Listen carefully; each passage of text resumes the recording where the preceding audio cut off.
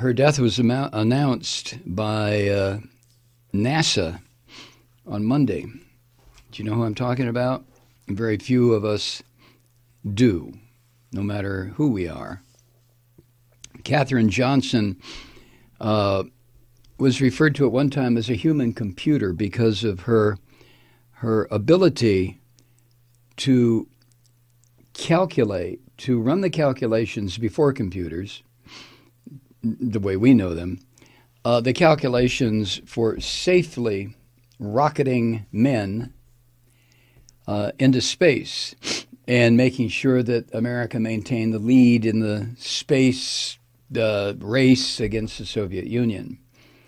And as CNN reported it, and of course, you know, she was an African-American woman, for almost her entire life, her work in space travel went unnoticed. And the reason it went unnoticed, if I may be so bold as to offer the reason, is because she was a black woman. You got a better answer? The reason she went unnoticed for decades? And it was only recently when the movie Hidden Figures, did you go see it? When that movie came out, that all of a sudden white America, and to a less extent black America was all of a sudden made aware of this incredible woman, black woman, who put so much into the American space program. Let me tell you a little bit about her. She was part of NASA's so-called computer pool. That was a group of mathematicians whose data, the data that they worked up, powered NASA's early space missions. And again, they didn't have something like this. This is an iPhone. There is more computing power in here than NASA had when they first started launching people into suborbital and then orbital flight. More power here, right? The space agency then, NASA, at the time when Hidden Figures, the setting of Hidden Figures, NASA was still, like most of society, heavily segregated. And the colored women worked in a different building, I guess, lest they pollute the white people. She was born in White Sulphur Springs, West Virginia in 1918. Yes, she was 101 when she died this past week, early this week. Her talent for math was quickly evident. This is from the obituary. She became one of 3 black students chosen to integrate West Virginia's graduate schools, according to her NASA biography. She started a career as a teacher, but she had set her sights on higher mathematics and mathematical research. Why, the audacity of that colored woman. Following an executive order that prohibited racial discrimination in the defense industry, Ms. Johnson was hired by NACA, N-A-C-A. That was the National Advisory Committee for Aeronautics. That was NASA's predecessor, NACA. She was one of several black researchers with college degrees hired for the agency's aeronautical lab through that initiative by declaring that the Space Advisory Committee could no longer segregate. She had a chance, along with several other black physicists, mathematicians. She started in 1953.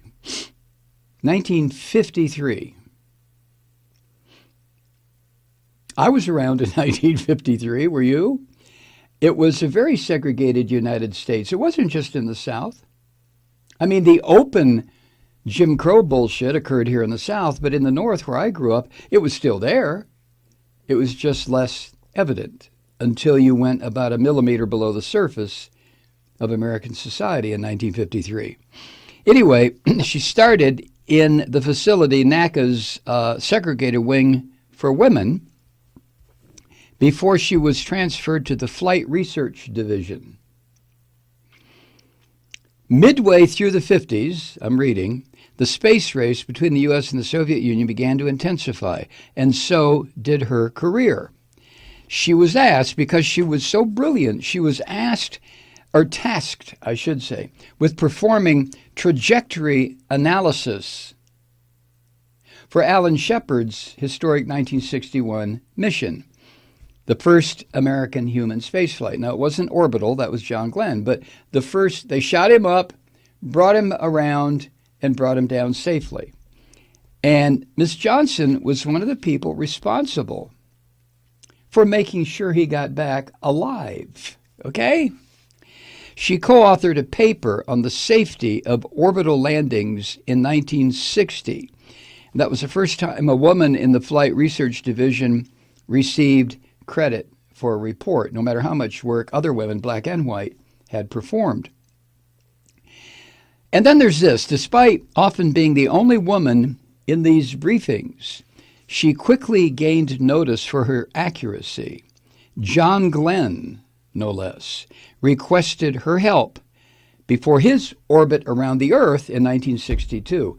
Now, that was depicted in the movie. John Glenn was not going to, what, are you shitting me? He's going to go, not until he had a chance to talk to Ms. Katherine Johnson, the mathematical wizard, the physicist, who understood the math to a greater degree than anyone else working there.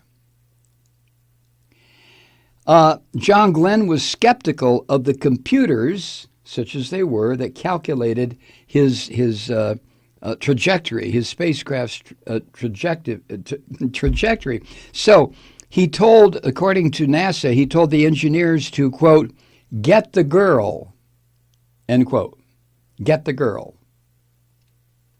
Katherine Johnson, and compare Johnson's handwritten calculations with what the computer had spit out.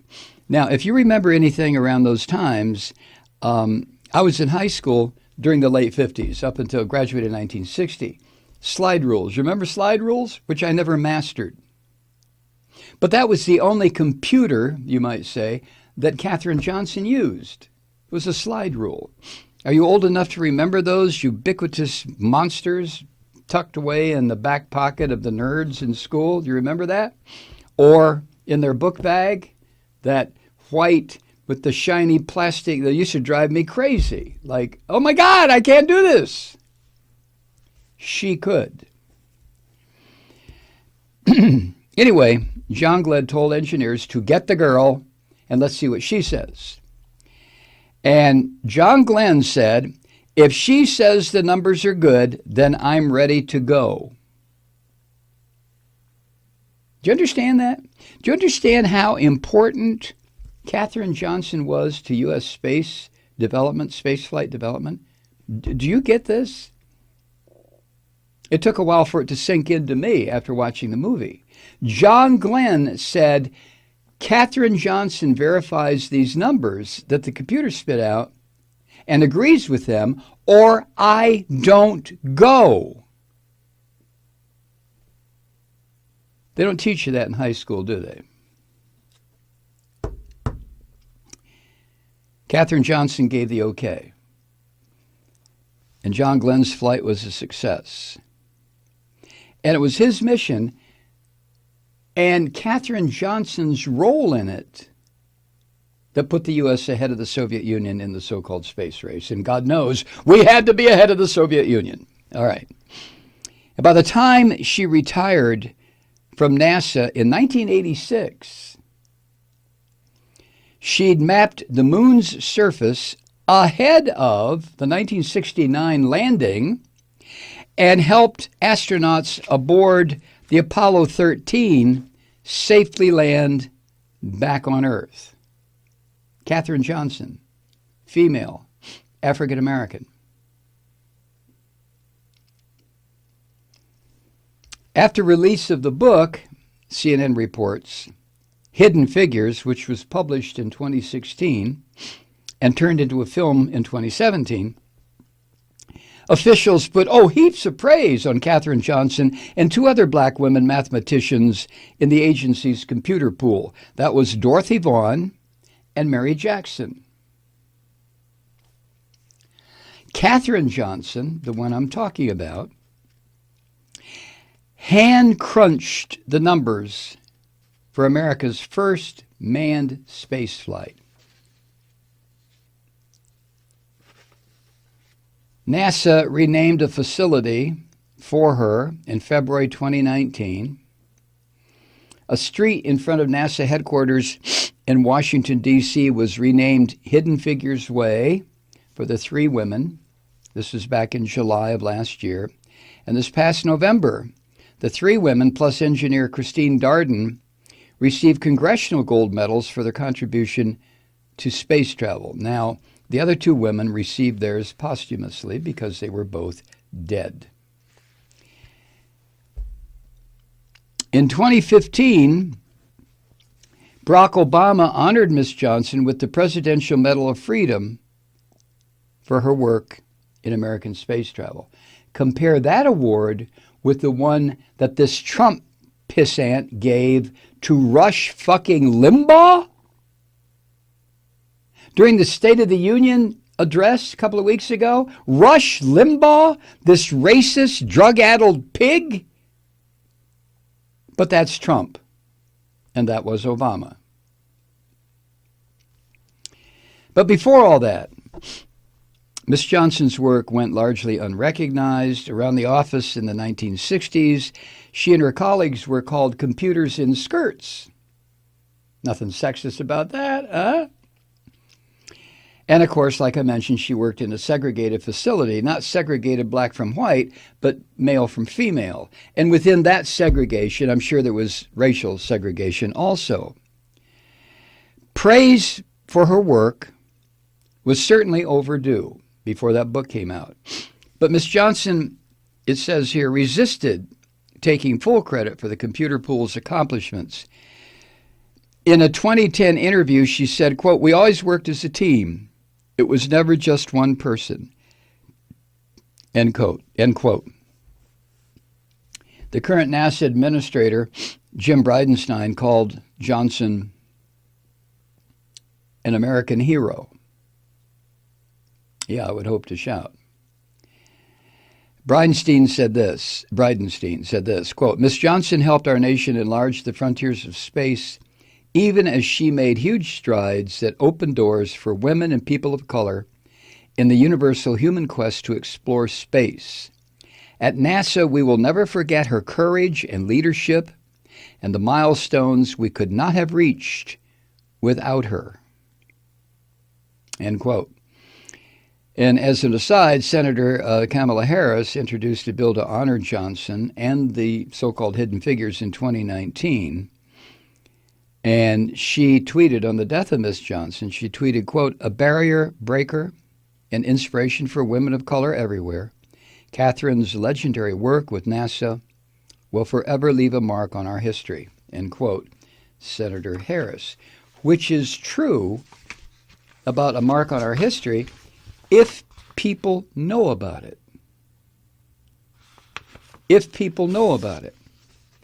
And in so many instances, up to and including the present, the accomplishments of women or black women or people of color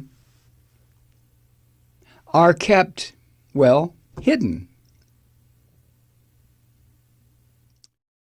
Hi, Truth Seekers. Mike Malloy here. As you know, we've switched formats and are now broadcast exclusively on the Progressive Voices Network. So that means you get fewer program interruptions, no corporate commercials, and lots of profanity. But our format change also means some of our radio listeners no longer hear the program. It's been a while since I mentioned our podcasts, so you may have forgotten that there is a way to listen to this program anytime you need a good dose of screaming.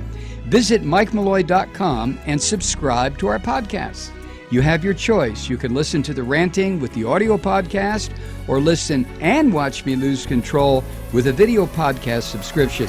As a podcast subscriber, you can download the program to your mobile device and take me with you wherever you go. And if you have a friend who needs a dose of truth-seeking, you can give a gift subscription as well. That's MikeMalloy.com. And never miss a minute of the uncensored fun and frivolity.